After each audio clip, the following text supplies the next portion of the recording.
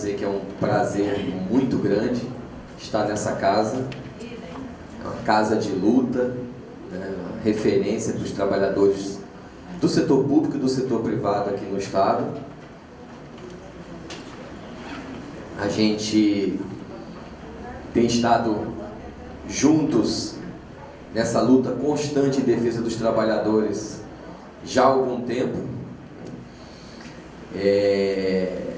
E temos algumas vitórias para relatar da nossa luta local. Eu quero até dizer uma que foi muito importante quando a gente primeiro criou a Frente em Defesa da Seguridade, depois a gente a transformou em Frente em Defesa do Serviço Público e voltamos agora a sermos a Frente em Defesa da Seguridade. Uma das grandes vitórias que a gente teve, que ninguém acreditava que seria possível, embora ela não tenha um efeito nacional, mas aqui no Ceará, por exemplo, nós derrotamos o FUNPRESP. E nós derrotamos por um trabalho desses trabalhadores do setor público, dessa frente em defesa, em que a gente encostou os parlamentares na parede, né, e mostramos para eles a importância de votar com os trabalhadores. Então, na bancada cearense, o FUNPRESP foi derrotado. Infelizmente, nacionalmente, ele passou, e a gente sabe o quanto isso foi fundamental para desorganizar a luta dos servidores públicos. O FUNPRESP teve que ser feito porque ele criou, dentro do serviço público, no mínimo duas categorias de servidores, né? Os servidores que teriam direito à aposentadoria integral, com paridade ou pelas regras próximas da paridade, e aqueles que teriam que contribuir para a sua aposentadoria acima do limite do INSS. Esse foi um elemento de desorganização da luta dos servidores públicos que criou essa disputa interna. A mesma discussão que todos os governos, principalmente esse governo, tenta colocar em cima dos servidores públicos como os privilegiados, a gente passou a ter esse debate dentro do seio das categorias do setor público, quando os mais novos diziam que os mais antigos eram os privilegiados. Certo? Então eu estou fazendo esse preâmbulo para, nessa fala de hoje, em vez de só trazer aqui um monte de números, naquele vício do economista, ficar mostrando um monte de números, a gente fazer um debate sobre estratégia e tática de luta diante dessa grande ameaça que é a reforma da Previdência. A gente, do nosso sindicato, eu, o Helder, a Patrícia, que está aqui, a gente faz uma autocrítica, porque o nosso sindicato, se unindo com os que eles acham que é elite, né, acha que pode diferenciar trabalhadores, e aí se junta dentro de um grupo chamado FONACAT, faz a estratégia extremamente equivocada de tentar melhorar essa reforma da Previdência, como se fosse possível, né, fazer melhorias em algo que no seu cerne, na sua origem, ele vem para desmontar. Então é difícil, essa estratégia é uma estratégia equivocada. E a gente também deve se unir aos trabalhadores do setor privado para mostrar para eles que é uma grande falácia do governo essa história de que essa reforma da Previdência é para acabar com privilégios, para reduzir privilégios, para igualar as aposentadorias do setor público e do setor privado.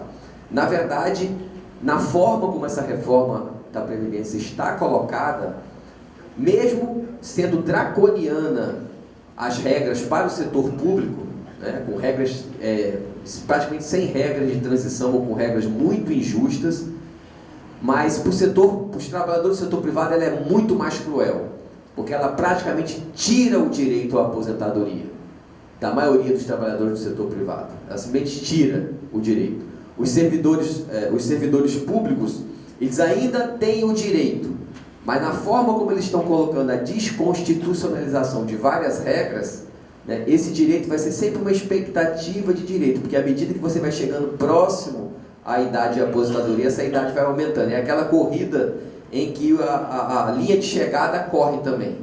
Ela corre de você. Esse é um ponto principal. Então eu quero dividir essa minha fala hoje.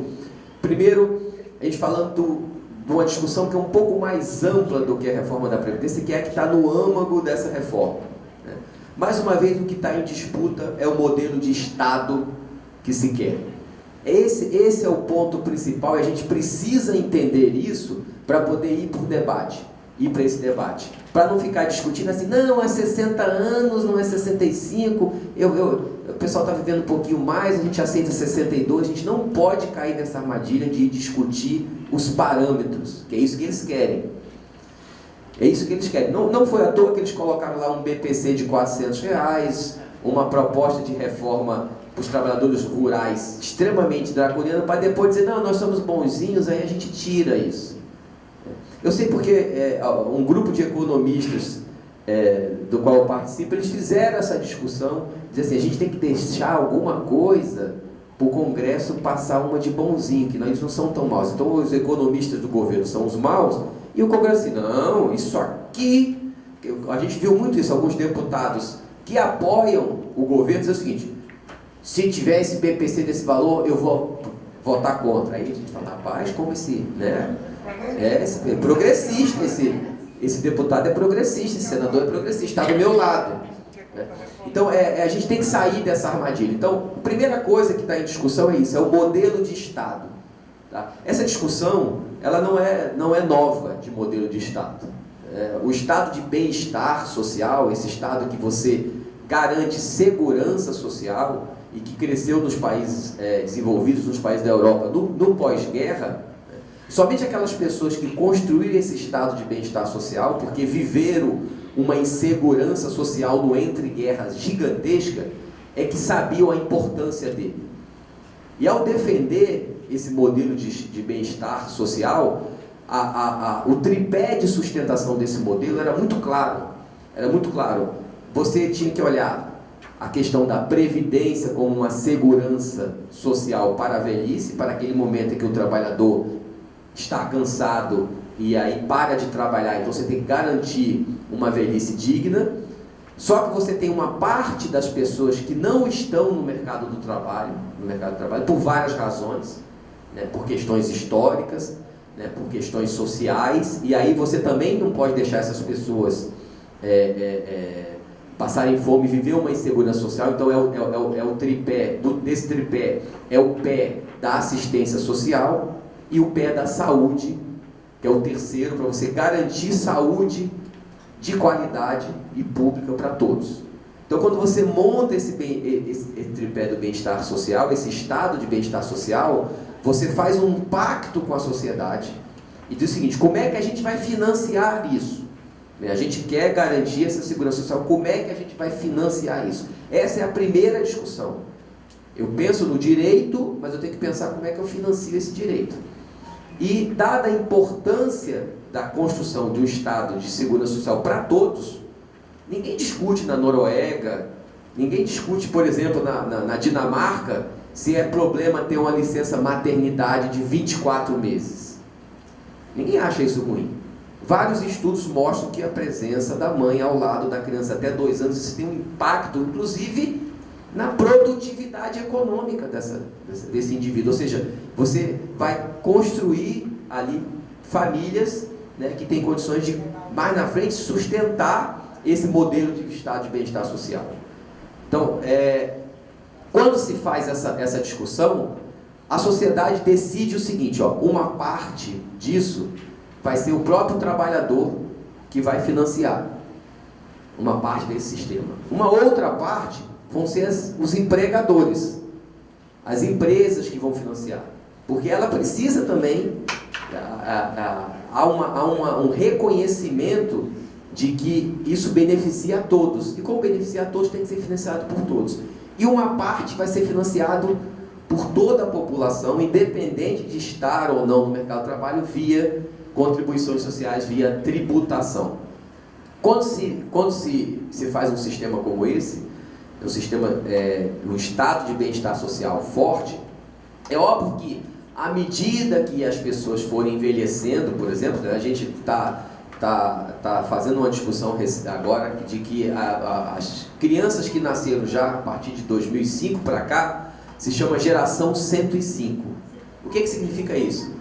Metade, pelo menos metade dessas crianças vão viver até 105 anos. Metade. Então isso vai ser um problema para a gente rediscutir o nosso pacto social, sim.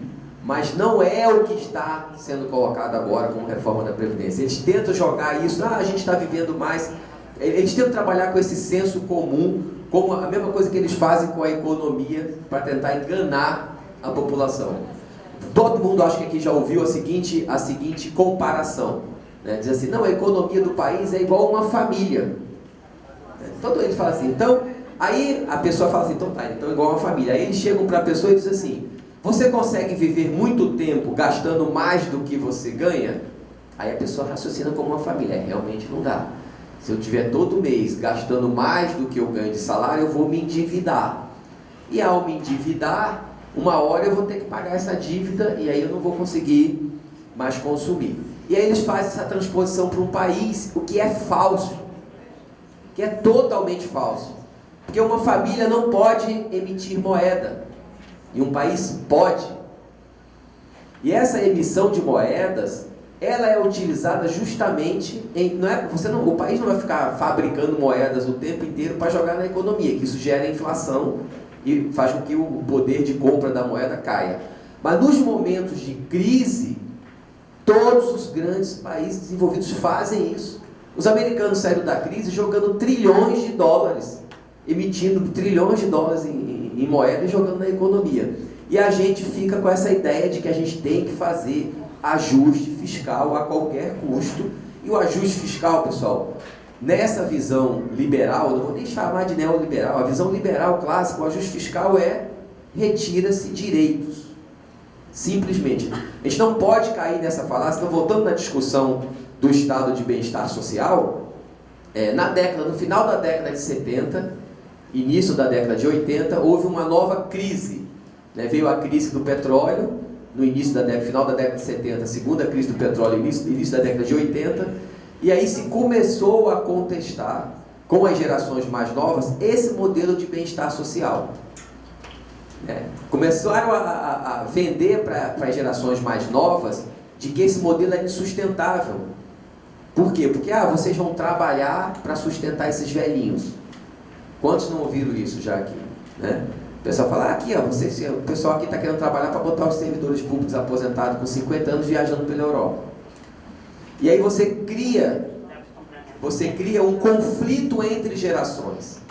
E ao criar esse conflito entre gerações, você começa a desmontar a base do modelo de bem-estar social, do estado de bem-estar social. Que qual é? É a solidariedade entre gerações. Esse sistema ele só se sustenta na base da solidariedade entre gerações, em que você que está trabalhando, você começa a contribuir para o sistema com o seguinte pacto social: quando eu me aposentar, quem vier para trabalhar vai contribuir para o sistema que garante a minha aposentadoria. E essa pessoa que está trabalhando e contribuindo fala assim, quando eu estiver na minha velhice, eu vou ter uma nova geração. Então, esse pacto entre gerações, você faz ajustes finos nele, para permitir esse financiamento. Mas os ajustes finos não podem ser feitos somente em cima de um dos financiadores, que é o que eles tentam fazer aqui no Brasil, quando eles dizem assim, nossa Previdência está quebrada, então a gente precisa ajustar. Aí está certo, precisamos ajustar. Mas como é que, a pergunta que a gente deve colocar de volta para quem defende a reforma da Previdência mas como é que a gente financia esse sistema? São só os trabalhadores que financiam? Não. E por que vocês querem fazer o ajuste só em cima dos trabalhadores? É tão incoerente esse argumento deles que você vê o governo dizer o seguinte: nosso sistema está quebrado, mas aí vai o secretário da Receita e diz assim, nós vamos reduzir os tributos sobre a folha de pagamentos. Bom, o sistema está quebrado, você vai abrir mão de receita? Isso é meio incoerente. Não, nós vamos reduzir a carga tributária. Mas peraí, não está precisando fazer ajuste nos gastos? Você está dizendo que vai reduzir a carga tributária? está bem coerente, então não tem problema. E o fato é que o nosso sistema de previdência social, e aí eu gosto de falar, isso é muito importante, a gente tem que sair também dessa armadilha da só, porque a primeira armadilha que eles colocaram, na qual eles colocaram a gente, foi separar a previdência da assistência e da seguridade. Essa é a primeira. E a saúde do tripé seguridade. O modelo é baseado na seguridade, não é à toa não, porque ele fala de segurança social, e a segurança social pressupõe o tripé. Eles tentam separar a previdência para criar o tal do déficit da previdência, que aí eles pegam só as receitas dos trabalhadores, só aquilo que eles contribuem, e comparam com as despesas. E aí é maior mesmo, porque o sistema não foi construído para ser financiado só pelos trabalhadores. E aí passa uma ideia contábil para a população, que está vendo, ó, o déficit aí de 100 e tantos bilhões. Então a primeira coisa que tinha que separar, nessa discussão, e o governo aí, quando você vai para o debate com alguém do governo, aí eles não querem abrir essa discussão. Então é o seguinte, primeira coisa, você não pode botar na conta do trabalhador a assistência social toda. Porque tem boa parte do que eles consideram previdência, que na verdade é assistência, eles colocam na conta como se fosse déficit do sistema previdenciário do trabalhador. E não é. Não estou dizendo que a gente tenha que abrir mão da assistência social, mas tem que mostrar a conta de forma correta para fazer esse debate. No caso dos servidores públicos, nós temos as projeções atuariais feitas pela Anfip, feita pelo professor da Unicamp, Eduardo Faiani, e mostra que o nosso sistema está caminhando para total sustentabilidade. É o contrário do que eles mostram. Tanto é o contrário do que eles mostram, que a gente chegou ao absurdo do governo dizer o seguinte: não vou mostrar os dados. Olha, você fez umas contas aí, né? Imagine, o seu gerente de banco chega para você e fala assim: você só tem R$50 na conta. Não, mas eu fiz as minhas contas, tenho 1.000. Deixa eu ver os dados aí. Não posso mostrar os dados. Você só tem 50. Confia em mim, só tem 50. Não, eu pego nas minhas contas, eu tenho 1.000. Deixa eu ver pelo menos aí os saques, Suas contas estão erradas. Não, suas contas estão erradas. Você é comunista, e todo comunista, a princípio, não sabe fazer conta para o governo.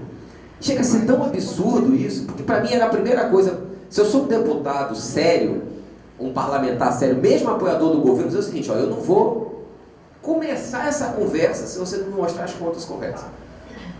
Porque se a base do seu argumento é que o sistema está quebrado, e aí você faz umas contas e não me mostra os dados, eu não tenho como nem defender o governo sem isso. Era a primeira coisa. Na comissão especial já era para os deputados falar o seguinte: abre esses dados e aí vamos ver se é isso mesmo. Por que vocês estão escondendo os dados? E o argumento era: não, porque ainda são dados preliminares. Mas são dados preliminares. Você está tomando decisão com base nos seus dados preliminares? Se eles são ruins, você não pode tomar essa decisão. Então eu acho que esse é o primeiro ponto. Quando a gente for discutir reforma da Previdência com pessoas mais próximas, a gente tem que voltar a fazer isso. Eu acho que os movimentos sociais, os sindicatos têm que voltar a fazer isso. Na eleição teve aquele movimento, pegar um bolo, né, conversar sobre as eleições e tal. Eu acho importante, a gente precisa voltar a conversar com a população, né? E sair dessa linguagem, às vezes acadêmica, às vezes muito técnica, que é o que eles gostam de fazer, para afastar o debate. Não, isso aqui não é para vocês, não. Vocês não entendem isso aqui, não. É estatística, não sei o que eles falam, não interessa, essa é a minha vida. Isso é o país que eu quero construir, eu quero fazer parte desse debate. Depois você transforma esse debate num debate que eu possa entender, ou senão você está fora do debate.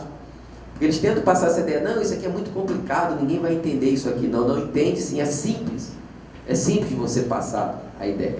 O que está em discussão no modelo é simplesmente esse. Nós estamos vivendo uma grande revolução tecnológica, e esse é um segundo ponto que eu quero colocar, porque isso tem a ver com essa proposta da reforma tributária, da reforma da Previdência. Nós estamos vivendo uma chamada Revolução Industrial 4.0, a nossa quarta Revolução Industrial, que ela está, já há algum tempo a gente está percebendo que está mudando. Primeiro, o mundo do trabalho. O mundo do trabalho mudou muito, né? Isso, inclusive, é um desafio para os sindicatos. Muitas das nossas práticas sindicais ainda estão relacionadas ao mundo do trabalho, da indústria, da fábrica, do local de trabalho. Começa aí que no próprio setor público, uma boa parte está indo para trabalho ou à distância, o teletrabalho. Isso dificulta muito a nossa interação, né, com as pessoas, até para mobilização a gente tem dificuldade. Diante dessa nova realidade, existe uma outra coisa que o pessoal não tem conversado muito, mas os bancos estão preocupados.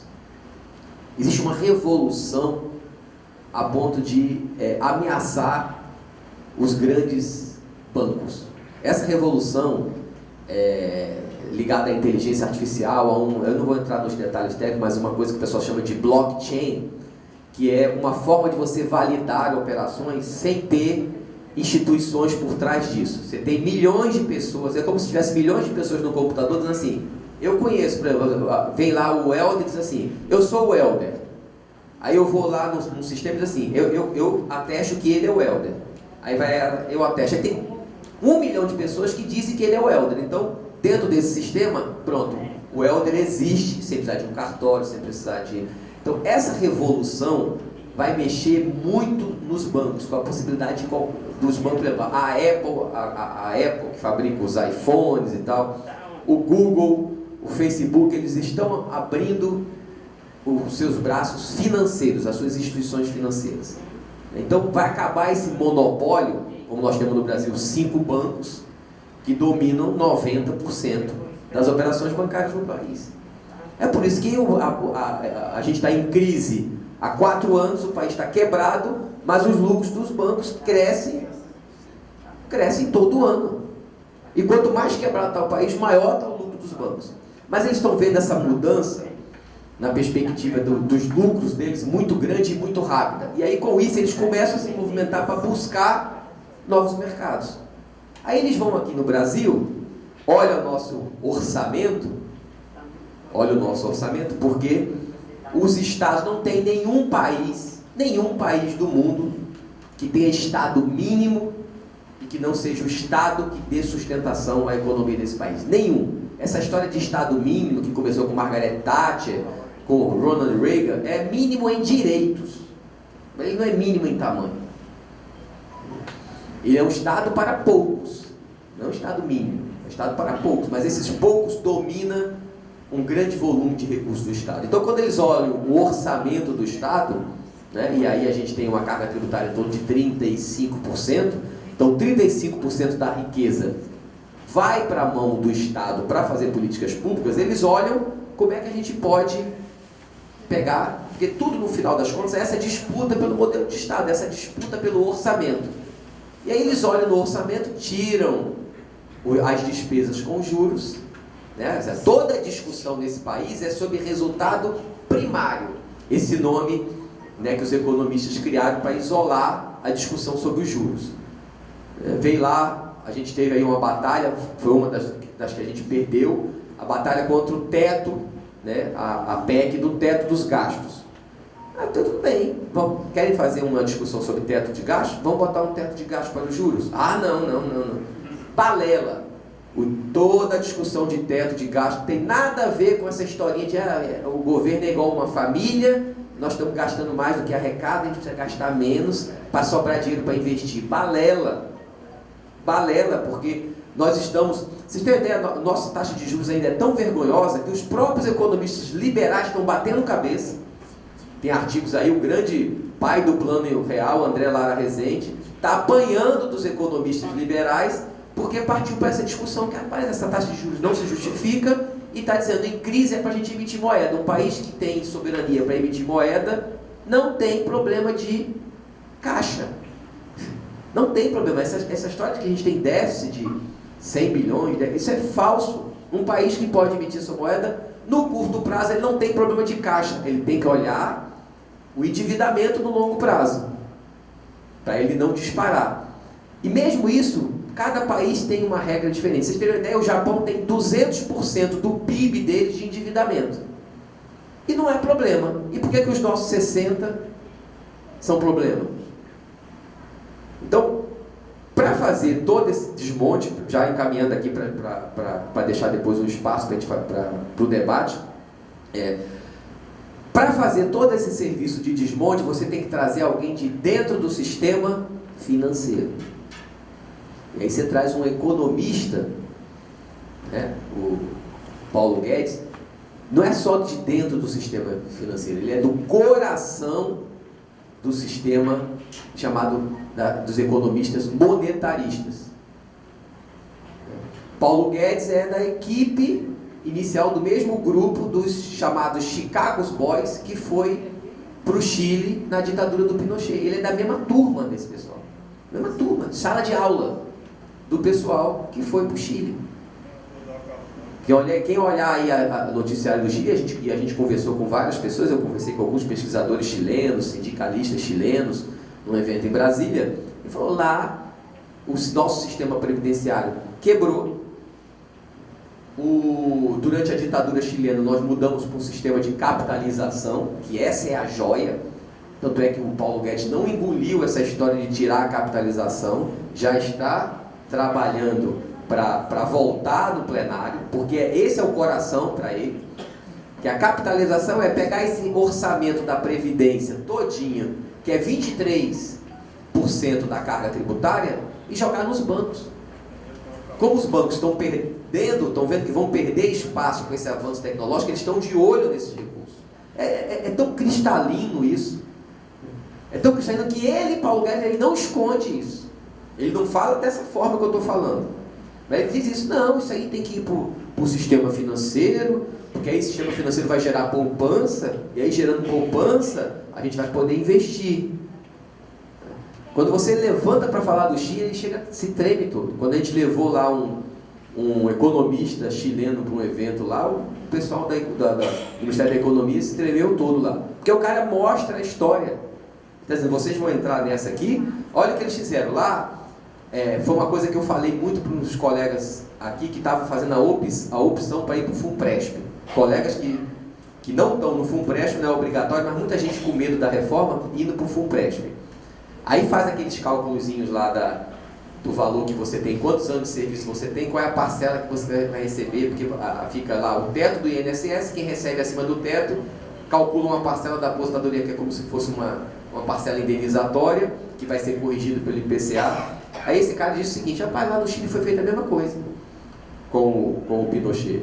Aí o pessoal fez as contas e eles montaram, tá vendo isso aqui, ó, essa parcela aqui, os seus anos de serviço e tal, tudo isso, você não vai receber agora, mas vai ficar num fundo, e esse valor, quando você se aposentar, vai receber.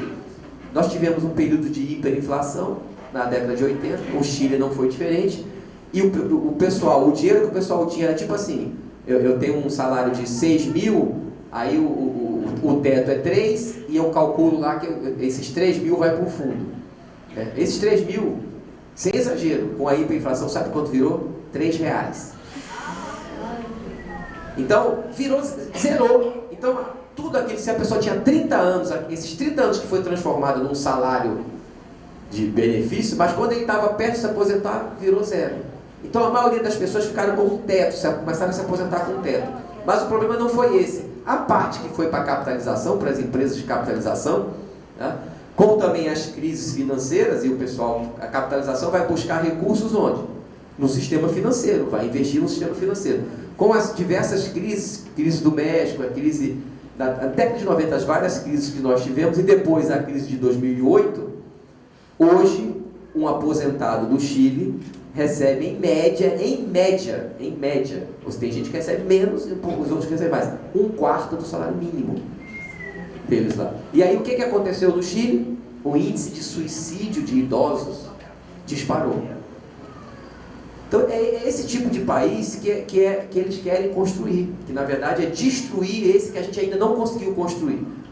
O país que existia, né, que a gente colocou na Constituição de 88, a gente não conseguiu construir esse país. Nós não conseguimos. Porque logo depois da Constituição de 88, a partir ali da década de 90, tudo foi na tentativa de desmontar essa Constituição de 88. E os trabalhadores entraram num trabalho extremamente desgastante, que é o trabalho de você garantir direitos. Ou seja, é o que a gente está fazendo agora. A gente não está lutando por mais direitos. A gente está lutando para não perder. Ou pior ainda, às vezes, lutar para perder pouco, para perder menos. E isso aí é muito desgastante para os movimentos sindicais. Muito desgastante. Né? Porque você fica o tempo inteiro resistindo. Isso desgasta as lideranças. Exato. Então, já encaminhando para encerrar, eu acho que a grande discussão que a gente tem que fazer, né, depois o Helder vai entrar em alguns pontos mais específicos da reforma, tudo bem, a gente tem que conhecer a reforma, tem que conhecer aquilo que nos afeta, obviamente, aquilo que afeta as pessoas mais próximas para conversar com elas, mas tem que ter uma visão também maior do que está por trás, para não cair nessa armadilha de falar, não, realmente a gente está... Porque é comum, você vai às vezes conversar com um trabalhador rural e diz assim, é que a gente está vivendo mais, né, moço? Aí realmente... Então, é porque é complicado você ter um jornal nacional, uma Rede Globo o tempo inteiro só mostrando um lado, as pessoas olham aqui e falam, realmente, eu preciso contribuir. E daí um coitado desse diz assim, eu preciso contribuir com o meu país, né? Todo mundo está contribuindo e não entra na discussão, que seria a discussão mais importante agora, porque é uma falácia, esse governo está paralisado, nós estamos afundando numa crise gigantesca com esse discurso de que não, depois da reforma da Previdência tudo vai melhorar, como uma mágica. E esse discurso contraria inclusive o que eles mesmos mostram, que eles mostram que a reforma da Previdência vai começar a ter algum impacto daqui a 3, 4 anos. Então nós vamos esperar ainda esse país 3, 4 anos, nós vamos ir para a barbárie.